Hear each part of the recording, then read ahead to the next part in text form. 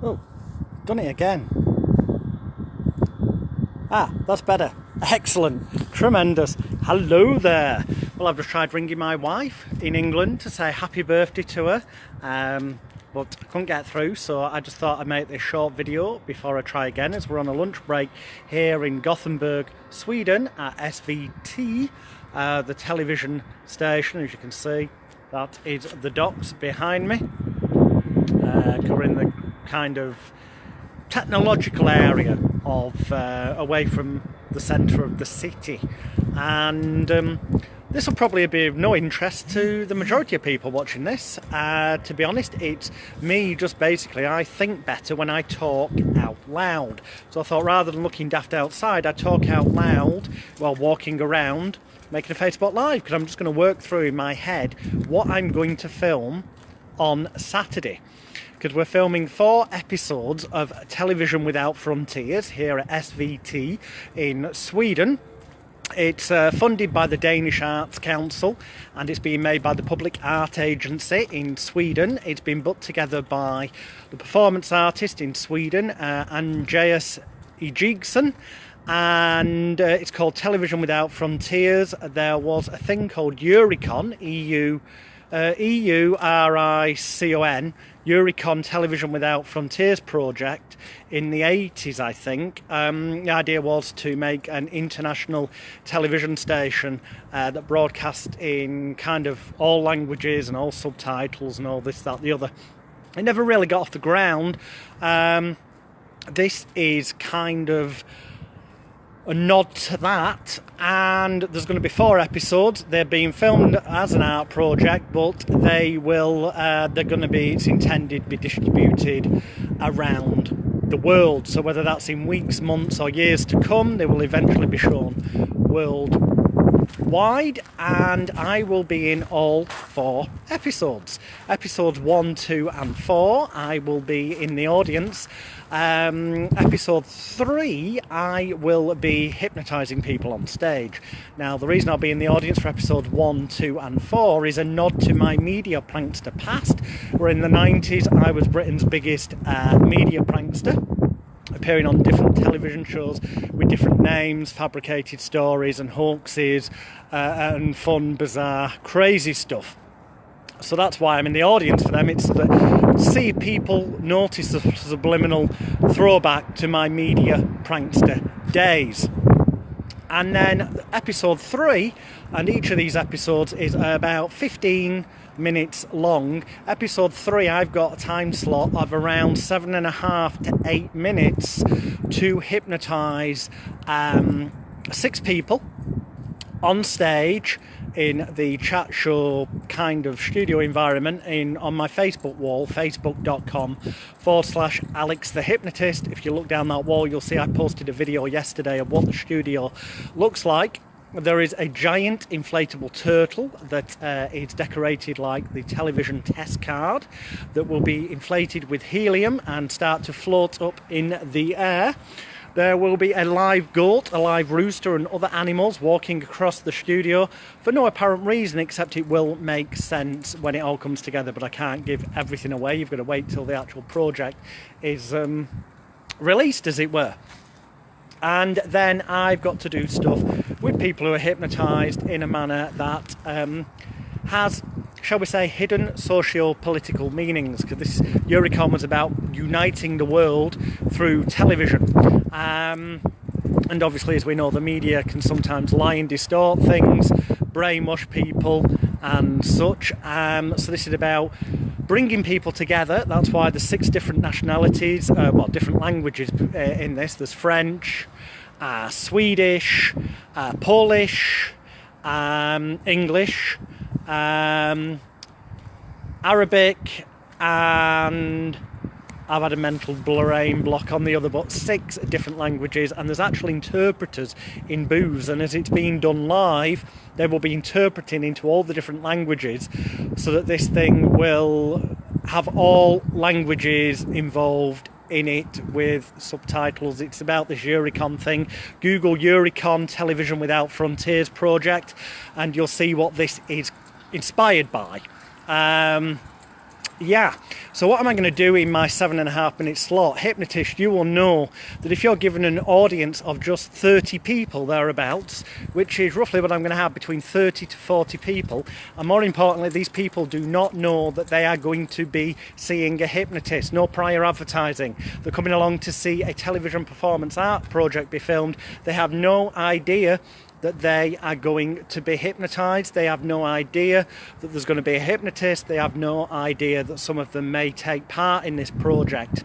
And I've been allotted the grand total of 15 to 20 minutes maximum to work with these people before we start filming, to pick out the 6 most responsive, most suggestible individuals to then be able to hypnotize on camera, filmed as live, no editing, no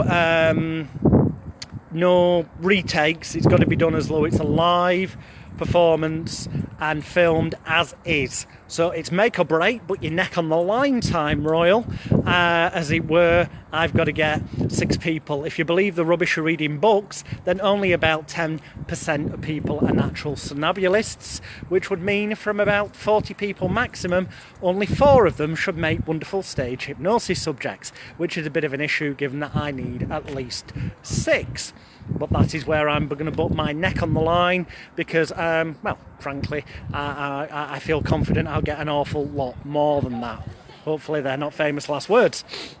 So yeah, I'll get my 6 people so that then I can tell them, hypnotise them in advance, give them post-hypnotic suggestion that when I say come and join the party, they will stand up and make their way safely but rapidly to the performance area and take one of the 6 chairs on the stage. And then when we actually film the bit, I get introduced by the chat show host. I'll walk on and I'll go, "Good evening, my name's Jonathan Royal. I'm your hypnotist this evening. And in order that we can get this show on the road, we need to fill these 6 chairs. So as the music begins, it's time. If you want to be hypnotised, mesmerised, pulverised, pasteurised, sterilised, circumstances being what they are, the best thing you could do is come and join the party." And the moment I say that, that should trigger, hopefully, the post-hypnotic suggestion, and my 6 selected volunteers should make their way rapidly and safely to the performance stage area and take a seat. I then, in the space of 7.5 minutes, have to get across as much visually animated comedic routines as possible. So although this is nothing groundbreaking, it does tie in with the project. I'll be starting off by getting the first volunteer from one side of the stage, probably stage right, getting them to stand up, and I will do a drop back induction on them, or rather reinduction, but for TV it will look like it's the first time I've hypnotised them. 3, 2, 1, falling back, sleep, so it looks nice and dramatic as they fall into my arms and are laid on the floor. I'll then go up to somebody on a chair and ask them their name and say, "You wouldn't do anything daft like that, would you?" And when they say no, I'll shake them by the hand and say, "Sleep," and do a handshake induction. I'll then walk across to the other side of the chairs and say, "You wouldn't do anything daft like that, would you?" And when they say no, I'll snap my fingers in front of the face and say, "Sleep," so it looks visually different because it's about making a television project. I then go to the person on stage left, get them to stand up, and make them look into my eyes, not around the eyes, into the eyes that you're under, and make them fall forwards into my arms, and then twist them round and lay them on the floor, leaving 2 people in chairs who I will get to look directly at me, take a nice deep breath in, look at my hand, and then I'll go, "Sleep," and both of them, hopefully their eyes will close, their heavy head will fall forward onto the chest, and I'll enter the lovely state of hypnosis. So then I've got 2 people hypnotised, laid on the floor on stage, and 4 people in chairs. At which point I will tell them all, it's 4 o'clock in the afternoon, you're on a sunny Spanish beach, stretch out in your sun loungers, so the movement of them stretching out is nice and visual on camera. We will then go into the fact that as it gets hotter, they need to rub the suntan lotion in, and I'll give them the invisible suntan lotion, so they'll be animated, rubbing that into different areas of their body. And then I'll tell them that the flies have been attracted by the suntan lotion, so they'll have to flick the flies away, and that will hopefully give animation visual for the telly, so it doesn't matter what language nationalities watching, because it's about bringing people together. I then tell them the nasty sand ants will come along and crawling up their legs so that they can start flicking their legs around. So hopefully the legs are now flicking around in their arms, so it's very visual. It's about television. It's about a visual image, okay? And also there is that thing that we go on holiday to different destinations in the world. There's the message there of, you know, we should make more effort to learn the language when we go and visit places. There's an undertone and undercurrent to all these things.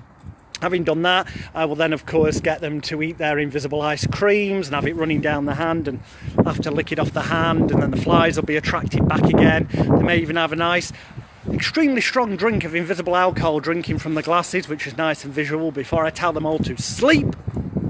And you get the reactions of them stopping, visual. And then I'll say, now in a moment everyone, you're no longer on a beach, but the moment the music begins, and we've got a live band playing the music live, the moment the music begins you'll realise that it's in the morning and you're on the farm, and arms outstretched in front of you, you're about to milk the little goat. And the reason for that is, rather than a cow to start off with, because there is going to be a live goat used in one of the episodes that's going to walk across the stage, as indeed there's going to be a rooster that's live as well. So it's so that these things all interconnect, throwbacks to other episodes. So they'll be moving their arms around, milking the goat, and then I'll tell them actually now they're milking a cow, and it's a really big cow, so they've got to reach up in the air. So it's about visual movement, so it's animated and visual for television. I may then suddenly get the music to change and get them to play their favourite instrument in the band, due to the fact that there is a band in the studio for each of the episodes, so it all interrelates. At which point they'll all be told to sleep. I will go up to the two people that are on the floor, and I'll tell one of them that when they wake up in a few moments' time, they will be on all fours, their hands and knees, because they are a lovely little goat, throwback to the fact a real goat's been used in one of the episodes, and they'll be eating grass around the stage. I'll tell the other person on the floor that when they wake up, they'll stand up, except they'll have bendy knees, flappy arms as wings, and they're a rooster making rooster noises, trying to lay a square egg. If roosters don't lay eggs, don't bother commenting, but this is for comedic and entertainment purposes only. I'll go to the four people on the chairs, and I'll tell three of them that they are from the planet Mars, and they can only speak fluent alien language. And the fourth person, I will tell them that they can interpret alien language, which is a throwback to the fact that there are 6 different languages being used, 6 different nationalities of people being used in these chat show episodes, and there will be interpreters in boxes interpreting things live as they happen. I'll then of course wake up my goat person and my rooster person, and have them doing their rooster and goat things while I go and interview the aliens with the help of the interpreter. But I will have also told the 4 people on the chairs that when I say bananas, bananas, they will get an electric shock and jump up out of their chairs and wonder what the hell is going on. So partway through the interview I can mention the phrase bananas, bananas, and during the madness of 3 of them speaking alien language and the interpreter interpreting, whilst at the front there's somebody being a goat and somebody being a rooster trying to lay a square egg. I can randomly say that, and up they'll jump out of the chair, so that's visual and animated for television. I can get them to sit down again, carry on the interview a little bit, and then have it happen again a second time to give the impact of the visual comedy of that, prior to essentially putting everyone in the chairs back to sleep, going up, hypnotising the goat again, and then going to the rooster and telling them that when I tap them on the shoulder, they will be able to lay that square egg, and they will make the biggest rooster noise of relief that they've ever made, at which point then I'll put them back under. And then to bring the 7.5 minutes to an end, because trust me, time flies really quick. That might not sound like a lot for 7.5 minutes, but in truth, to pack that in is actually going to be a real big undertaking. I'll then tell everyone that when the next piece of music begins, they will believe they are at the Eurovision Song Contest, but they are backing dancers. But in fact, they are the world's worst, least coordinated. They are the world's worst, baddest, horrible, ridiculous, stupid, funny dancers on the planet, and the more noise the audience makes, the more outrageous and ridiculous they will become, until I tap them on the head, and then they'll instantly be wide awake and they'll wonder what the hell they've been doing, have a little bit of a chuckle at what everyone else is doing, and then go back to the audience safely. The music will begin, I'll wake them up, they should all be acting and dancing like nutters. The mention of the Eurovision Song Contest makes mention of the fact that it's, you know, all different nationalities around the world, and as I say, we've got French, we've got English, we've got Polish, we've got Arabic, we've got Swedish, and we've got, I've had a mental brain block, but there's another nationality of person here who'll be speaking in their language, and we've got the live interpreters in the boxes. So that's what I'm going to be doing. It's nothing groundbreaking in terms of comedy stage hypnotist routines, but as you see if you watch the video from the beginning, in terms of putting it together so it makes links to Europe, it makes links to different nationalities, it makes links to the fact, you know, the alien sketch is making links to the fact that if you're English and you go to a strange country where you can't speak the language, you're like an alien. Same as if somebody comes from a different country to England, they get termed as being an alien. So there is that kind of undertone to it. The goat and the rooster is because there's a goat and a rooster, a genuine live one, going to be in one of the episodes, but it's also kind of a link to George Orwell's 1984, where we're animals, and in turn, Animal Farm that is, and in turn to 1984, where surveillance and the media is all around and brainwashing. So all these socio-political underlying currents are there, hence those particular routines have been chosen. But more importantly, for anyone who is a hypnotist who gets offered a television opportunity, it's largely about, it's not about doing the most new up-to-date routines, it's about making it as visual as possible so that people are visually animated, so it looks good on camera and looks good on that box in the corner of people's room or on their phone or electronic device. And in this case there was a very strict remit of Television Without Frontiers, which links to the Eurocon Television Without Frontiers project, which if you Google you'll see was an idea of making an international television station in all languages and nationalities. So that's kind of the structure of what I'm going to be doing now. I've talked it through. It's a lot clearer in my head. It fits the remit. I've been working on this for months with Andreas Ejikson, the performance artist from Sweden, who you can also Google, and with the public art agency here in Sweden. This is being funded by the Danish Arts Council. It's going to be called Television Without Frontiers, 4 episodes. I feature as a hypnotist in episode 3, but in episodes 1, 2 and 4 I feature in the audience as a subliminal throwback to the fact that I was once Britain's biggest media prankster in the 90s. Why did I get the job and not another hypnotist? Well, probably because I put myself out there, but also because when it comes to it, with this narrative and the links to the media, as I've got legal things running and in the pipeline on a couple of different levels, both civil and criminal, involving Rupert Murdoch of the worldwide media empire, and my fake shake stuff. If you look at circusofthemind.net, the fact that I'm involved in all that basically made me the most logical hypnotist for this. So that's the challenge. About 40 people in an audience. I've got to find 6 highly responsive people who don't know they're coming and being hypnotized. So it's the hardest conditions it could be, but hey, I'm going to pull it off. There you go. Have fun. If you look at the other videos at facebook.com/Alex the Hypnotist, I put a video up yesterday of the studio where you can see the giant inflatable turtle decorated like the test card. And the turtle I see as being a throwback, a reference to Terry Pratchett in Discworld. But also it's because the Eurocon Television Without Frontiers project to try and make an international television station, somebody once said apparently in relation to this art project that Andreas put together a few years ago, that it would be easier to make a turtle fly than get the project to work.